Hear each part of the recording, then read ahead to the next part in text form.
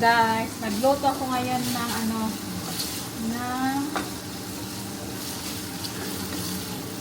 munggo. So, I will show you kung ano ang mix ng ating munggo. Kasi kahapon guys, nagpunta ako ng Elspeth sa kaibigan ko na may tanim siyang ampalaya. So, kumuha ako ng ampalaya. So, yung ampalaya ang sahog ng ating munggo today. Exactly, today is Friday. Hindi ko ba alam kung bakit pag Friday laging munggo. Munggo daw ang ulam. So look guys, this is the ampalaya. Ayan, ang tagal ko lang hindi nakatikim na ito. So ihalo natin sa ating munggo. Ayan, so today is Friday. So mamumunggo tayo. Sino ba nakakalam dyan? Bakit munggo tuwing Friday? So ayan, ito na guys. Nilagay ko na rin yung kamatis. And then, this is my, ito yung munggo. And then, yung patis natin. Patis nila. Gusto kong igisang maigi yung kamatis guys.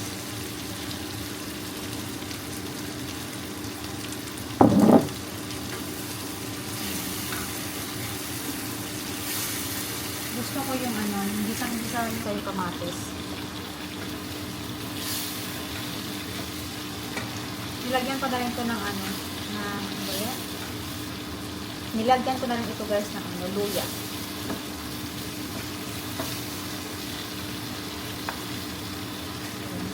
Gusto ko durog yung kamatis. Ganyan tayo luto na. Ito pa nga lang ulam na eh. Diba? Kinamatisang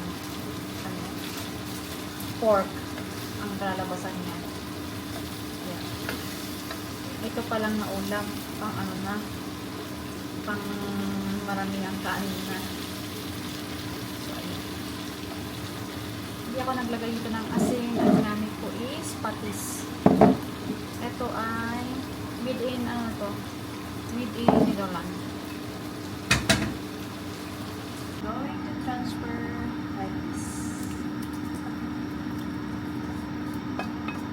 Ayan yung munggo guys. Ay munggo yung ating munggo. Ampalayang dahon. O diba? Kahit pa paano nakatikim din sa Netherlands. Tagal ko lang din nakatikim ito guys. Yan guys, titikman ko kung tama yung yung kanyang pait.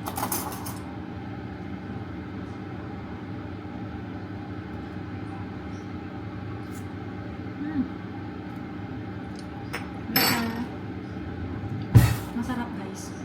Sakto lang. It's my rainbow. Pinapabidyo ni Peter kaya bibidyo na natin. Anyway, we're going to baka alam ng lalaki binibidyoan ko siya. Nice. Yeah, nice daw sabi niya.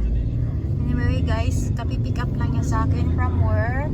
And today, kasi late na ako natapos para hindi na daw ako magluto, we're going to buy pizza. Maghapong umulan pero ngayon lumabas si araw. We're gonna fight who's first. Oh. So, where's the rainbow? It's gone. Oh. Let's cover up already. It's hiding. We're on the way going to buy a pizza. Yeah. Para hindi na ako magluto guys kasi late na ako natapos sa work kasi busy today. Kasi may dumating na guest na kailangan nila yung 30 rooms. PSP, yung mga football player dito sa Netherlands, mag-i-stay sila ng hotel. So nirush namin yung 30 rooms. Ngayon, ginawa namin today is 138 rooms. Pero natapos din. 16 rooms. PSP, not good? Oh, kasi ayaw ni Peter ng PSP. Ang gusto niya is, what do you want? Ajax. Ajax. Yeah. Pero ako wala akong pakialam. So yan guys. So, we're going to buy pizza now. Ang itim na naman doon, parang uulan ulit. Ayan. Lagi na nang naulan dito sa Netherlands. we're going that side.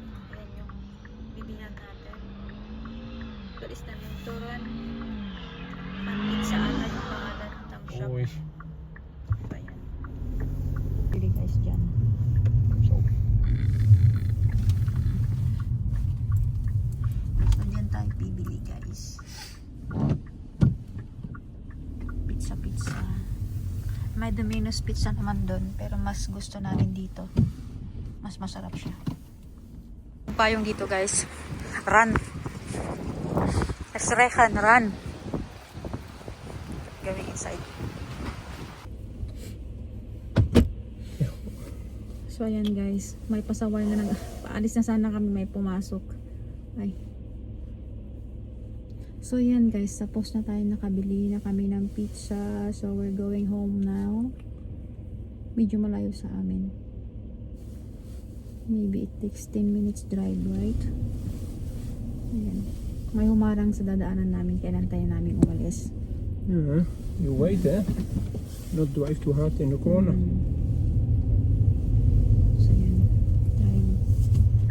Maulan lagi dito sa Netherlands. Pero flat land naman, kaya wala ding baha dito guys. Oh, I forgot my Seatbelt. seatbelt.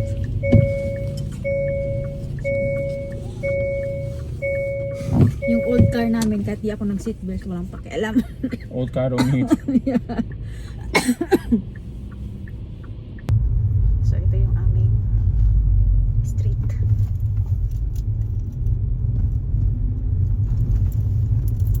Sa amin guys. Who is the white car? Yeah. The neighbors. Yeah. The neighbor. Is that no? No? Oh, their car is that one? I think No, so. I don't know. Yeah. So yan. Looks like. So yan guys, we are already here. No, that's not an Opel. It's not. It's not. No. It's auto. Yeah. Dito na tayo. Yan si Peter. What are you doing? Watching movie. Yan. Pagkatapos lang namin kumain ng pizza, yung sa kanya guys, naubos niya. And then we are watching movie. I don't know. That is the title of the movie? Last bus or something? Lost Bus. Yeah. Or the last. The Lost Bus. So yan guys. Yeah, and Kathy want to make tea for me. She said. Nay, mac and coffee po may. Yeah. Wait. Yeah, you make, I'm tired from work. Oh, I mean not. So, rest guys. Nasa blanket naman ako. Yan lang ang buhay, di ba? After work. And outside still Rehan.